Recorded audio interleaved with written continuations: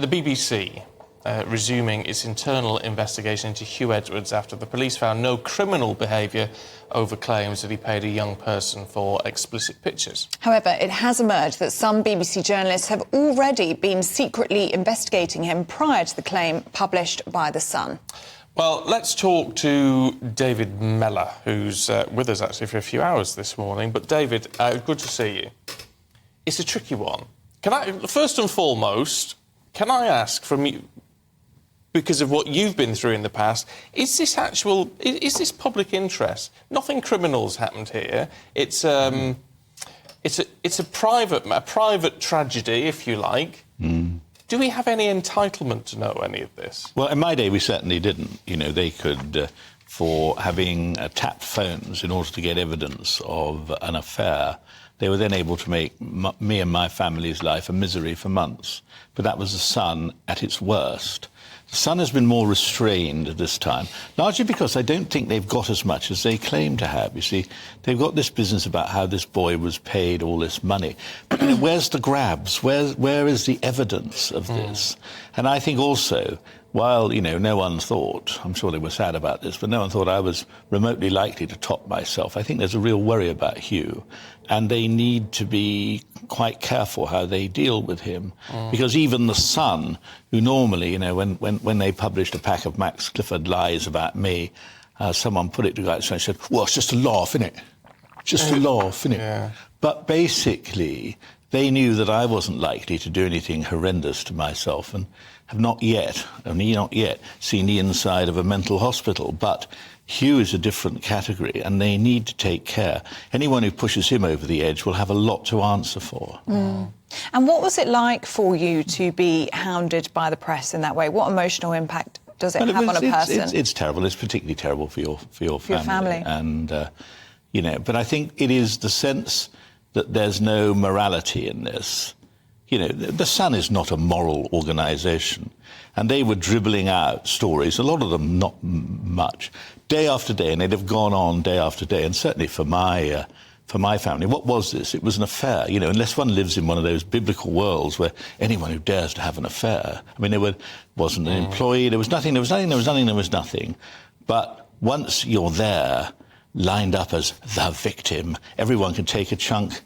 And it was a bit like that college at Oxford, Keble College, where everybody had to pledge that if they walked past Keble College, they would knock a bit off it, you know, because it's such a horrible building. But I felt that was what was happening with me. But at what point in all of this, though, and a lot of people are feeling sort of some sympathy for Huw and the allegations that have been made against him and all the rest of it. However, what do you say to people who say, well, it's your own fault? I mean, you've made a mistake, you know, you've made a lot of this. I mean, the Canton sanctimony is awful. And, of course, essentially there's Canton sanctimony on the part of the British people, isn't there? Because we like to sort of draw our skirts around us like elderly spinsters. But, in fact, they love reading this stuff. This is the problem. And if it can be invented, so much the better. But you know what I think? Although The Sun, look, do I care about The Sun? I don't. You know, at the end of the day, the best, was it somebody once said, the best form of success is to live through all of this, which I've managed to do quite successfully. But I think when I read all this stuff, and, you know, I've been dragged into various interviews, I mean, it's become quite a career for me the last couple of weeks. But let me tell you, the people who've really got things to answer for are BBC management. What on earth were they doing, having received this information about Huw Edwards, not doing anything about it for weeks? But even worse, you know, you get that real piece of work in Victoria Derbyshire, who isn't one of my favourite broadcasters, investigating, but not apparently with a view to telling management what was going on. She's apparently free to decide what she wants to do. And even though the BBC was facing an appalling situation in relation to its apparent ability to control its own employees, they let her do what she wants. She's not, I would have thought, as an employed, she'd be obliged, if she's got some information pertaining to another member of staff, she should have reported it in. And I think that... Rather than just doing something for a show. And the BBC comes out of this appallingly. I mean, I started off thinking that Tim Davie, the Director General, was a rather capable man. I think that anymore. I mean, some would say, in terms of Victoria Derbyshire's investigation, that that's part of trying to prove the BBC's impartiality. You know, that BBC News can hold the corporate BBC to account. But it is making people, I think, quite uncomfortable that she was carrying out her own investigation on a BBC presenter about fellow BBC colleagues and misconduct when it comes to them. It's all very messy, isn't it? It is very messy, and there's a lot of rival egos bumping into each other here. I mean, at one moment, we're being told that she was going to leave the BBC, and now she's back as a sort of main presenter of Newsnight. Well, you know, you can imagine that there are agendas here that, you know, innocent little people like me should not inquire into, because I don't think I'd understand them. Don't know if any of us would. At least that's my story, and I'm sticking to it. In terms of coming through all of this, I mean, a lot of people say, "Well, will Huw ever be back?" and all the rest of it.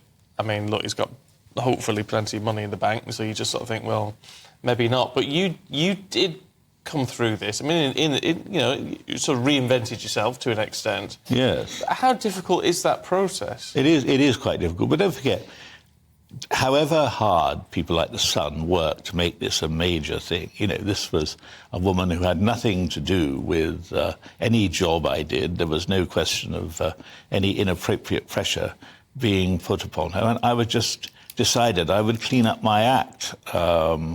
And in cleaning up my act, I simply tipped the dirty water all over myself. But, you know, that's called life.